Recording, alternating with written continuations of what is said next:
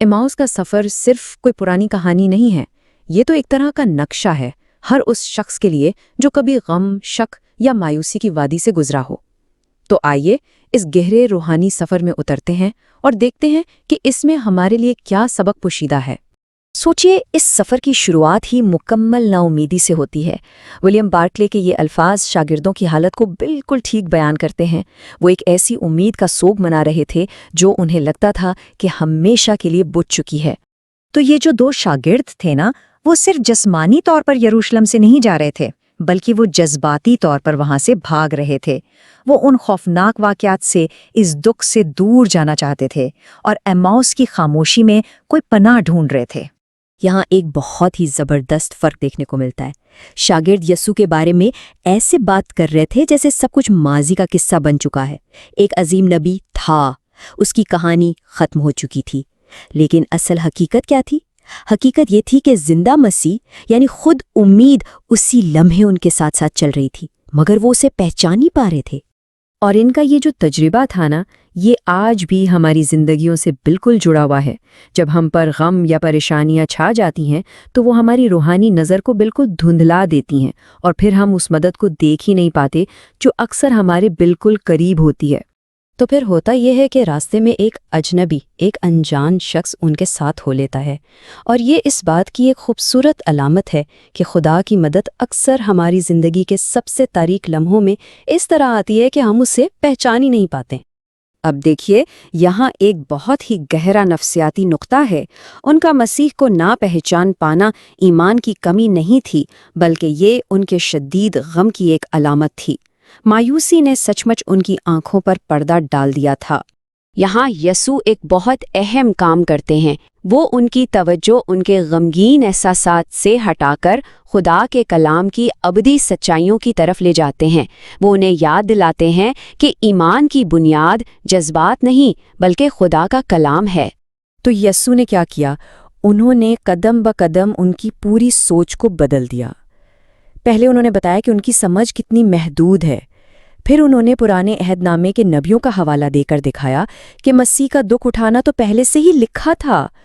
ये कोई हादसा नहीं था, बल्कि जलाल तक पहुंचने के लिए एक ज़रूरी इलाही मंसूबा था। और अब हम कहानी के एक ऐसे मोड़ पर आते हैं जहां सब कुछ बदल सकता था।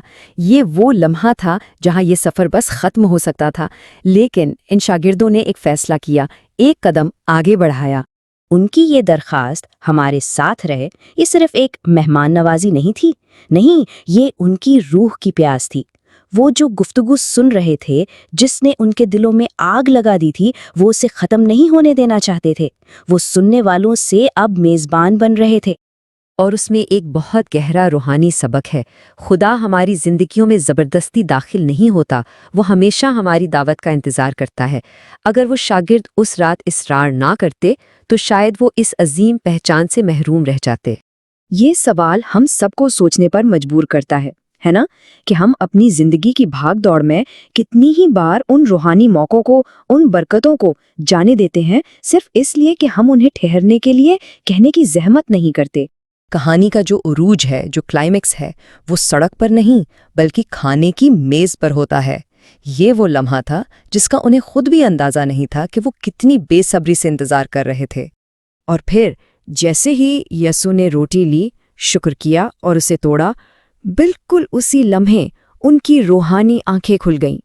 एक बिल्कुल आम से रोज़मर्रा के अमल में एक गैर मामूली सच्चाई उन पर ज़ाहिर हो गई। तो सवाल ये है कि उन्होंने उन्हें उसी वक्त क्यों पहचाना? कुछ मुफस्सिरीन कहते हैं कि शायद उन्होंने रोटी तोड़ते हुए उनके हाथों में कीलों के निशान देख लिए थे, या शायद बरकत देने का वो ख़ास अंदाज उन्हें याद आ गया। लेकिन सबसे गहरी बात यह है कि मसीह की असल पहचान ही इसके टूटने में है। उसका टूटा हुआ जिस्म ही तो दुनिया के लिए ज़िंदगी का सबब बना। और जैसे ही उन्होंने मसीह को पहचाना, उन शागिर्दों में एक फौरी, एक ड्रामाई तब्दीली आ गई। अब वो भाग नहीं रहे थे, बल्कि उनके पास एक मकसद था और वो इस मकसद के साथ वापस जा रहे थे। उसी घड़ी, इस लफ्ज़ पर गौर कीजिए, उनकी सारी थकन, सारी मायूसी एक लम्हे में ख़त्म हो गई। इसकी जगह एक नई तवानाई ने, एक जोश ने ले ली। अब उन्हें रात के अंधेरे का कोई डर नहीं था, क्योंकि उनके अपने दिलों में ایک آگ روشن ہو چکی تھی۔ تو اگر ہم ان دونوں سفروں کا موازنہ کریں تو زمین آسمان کا فرق نظر آتا ہے۔ جاتے ہوئے قدم بھاری تھے، دلوں میں خوف تھا اور وہ ایک سانحے سے بھاگ رہے تھے، لیکن واپسی پر رفتار تیز تھی، دلوں میں آگ تھی اور وہ ایک فتح کا اعلان کرنے جا رہے تھے۔ مایوسی کا سفر اب مشن کا سفر بن چکا تھا۔ اور یہی اس کہانی کا سب سے اہم سبق ہے۔ خدا سے ایک حقیقی ملاقات ہمیں خاموش نہیں رہنے دیتی، یہ ہمیں مجبور کرتی ہے کہ ہم اس خوشخبری کو دوسروں تک پہنچائیں۔ اگر ہم نے واقعی جی اٹھے ہوئے مسیح کو جان لیا ہے تو ہم یہ خبر صرف اپنے تک رکھ ہی نہیں سکتے۔ تو آخر میں یہ کہانی صرف 2000 سال پرانی تاریخ نہیں ہے، بلکہ یہ آج بھی ہم سب کے لیے ایک ذاتی دعوت ہے۔ یہ ہمیں یاد دلاتی ہے کہ ہمارے گہرے سے گہرے دکھ میں بھی خدا ہمارے ساتھ چل رہا ہے، ہمارے غم کو جلال میں بدلنے کے لیے تیار ہے۔ سوال صرف ایک ہی ہے، کیا ہم اسے اپنی زندگی میں، اپنے گھر میں اندر آنے کی دعوت دیں گے؟